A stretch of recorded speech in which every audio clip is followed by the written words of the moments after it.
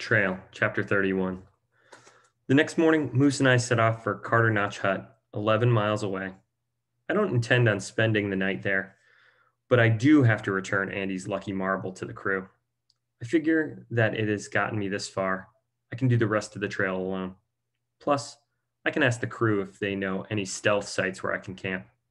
The next shelter past Carter is another 7 miles, and even though I'm feeling pretty good, 18 miles is still way too much for me to attempt to hike in a day. Moose and I tread carefully down a steep section of trail, but once we reach the bottom of the valley, there's nothing but smooth, flat going for miles. My stride feels longer, my heart feels stronger. There's a toughness that is beginning to take root in my body. I can feel it in the way I move, how my steps are firmer, the swing of my trekking poles rhythmic and sure. We reach Pinkham Notch Visitor Center in the early afternoon. Inside is a dining room and a store that sells gloves, hats, maps, water filtration systems, hand and toe warmers. There's a topographic map or model of the mountain and valleys in the area, with the trails marked in little dotted red lines. I follow signs for the bathroom down a flight of steps and discover there's a coin-operated shower available. I go to the front desk and get a handful of quarters as well as a clean towel for $2. I pay with a 20 and I'm awaiting for change. I double check my money Ziploc. I've got $182 left. I return to the shower and go into the stall. After peeling off my clothes, I slide a quarter into the coin slot on the wall and twist a knob. As soon as the hot water hits my skin, I know I've made the right decision. I groan with happiness, and I'm very glad there is no one in the bathroom to hear me. I get to work scrubbing, getting it in between each finger and toenail, the spaces behind my ears, every corner of my armpits, every inch of my scalp. Each quarter buys me 3 minutes of time, and I go through 3 full dollars. So 3 times a quarter before I reluctantly let the water shut off. I dry myself and rub the towel hard against my wet hair until it sticks up in half-dried knots. Even though I'm getting back into dirty clothes when I leave the bathroom, I feel like $1,000,000. After refilling my water bottle and returning the towel, I stop by the dining room for a sandwich and some lemonade. By the time I start back at the trail, I'm nearly running with new energy. After miles of downhill or flat, the trail turns abruptly to loose, steep rock. Moose finds his own way through the dense brush, popping out every once in a while to make sure I'm still up there. Up, up, up. Sweat rolls down my temples. My shirt is drenched and rubs against my skin where the backpack straps are pressed. My hip belt begins to feel like a sticky octopus tentacle, clinging to my waist as the weight of my pack digs into the small of my back. But despite all this, I'm uncomfortable. My lungs are working hard.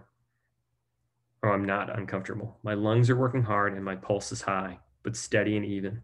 Each rock scramble is a little puzzle, solvable with a couple of pulled tree roots and well-placed boot steps. The small, stony Carter Notch hut comes into view by early evening. I figure I'll go inside when it's darker and drop off Andy's marble, then find a place to camp a little farther away. I continue down the trail. I come to a couple of small lakes and walk halfway around one before setting myself down for a little snack before dinner. I open my pack and dig out a granola bar. I break off a chunk and give it to Moose, then sit and munch as I watch ripples roll calmly over the lake. I've hiked 11 miles today in some of the most rugged sections of the Appalachian Trail. I feel good and fine and happy. Lucas, buddy, I wish you were here with me. The words appear out of nowhere.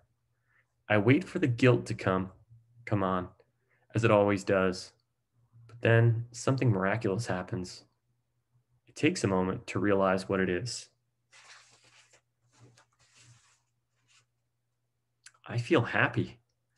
Somehow, through the mess of it all, I feel like Lucas is here with me, telling me that he's proud of me for standing on my own 2 feet, for being able to go on without him.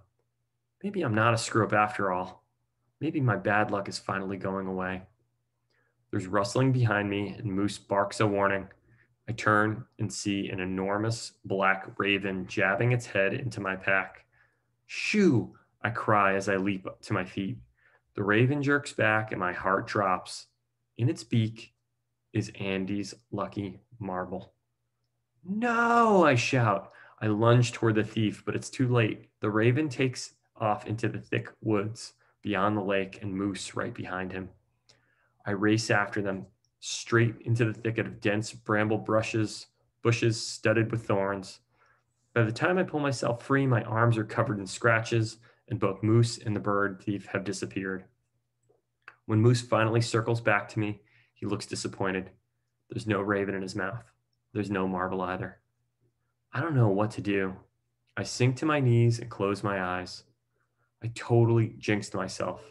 It was foolish of me to believe that bad luck wouldn't follow me wherever I went. I stay kneeling until Moose starts nudging me with his nose. I can't stay here. I get up and return to the lake. It's getting on dinner time, but I'm not hungry. I don't want to go inside the hut and face the crew. I could pretend like I was never given the marble. It's cowardly and wrong, but I could do it. Go on my way, stay on the trail, keep my promise to Lucas. I never asked to be in charge of something that important anyways. Take a deep breath, accept that I'm a coward.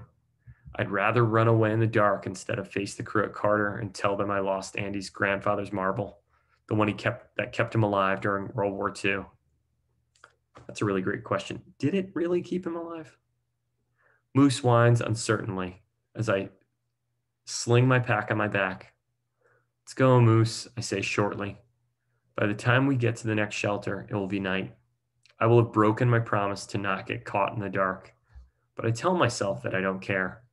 All of the energy from earlier in the day seems to have left my body. My boots feel leaden. It's as if I gain a pound with every step.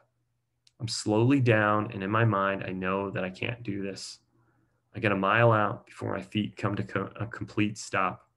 I think about what I told Sean when he asked me why I was on the trail. So this is what it feels like to grow up, I whisper into the thickening dark. I take out my headlamp and turn around. I head back toward the hut to accept the consequences. As I near Carter, something giant or something glints at the edge of the trail. I hurry closer. When I look down, Andy's lucky marble is at my feet. Ooh, what a good chapter.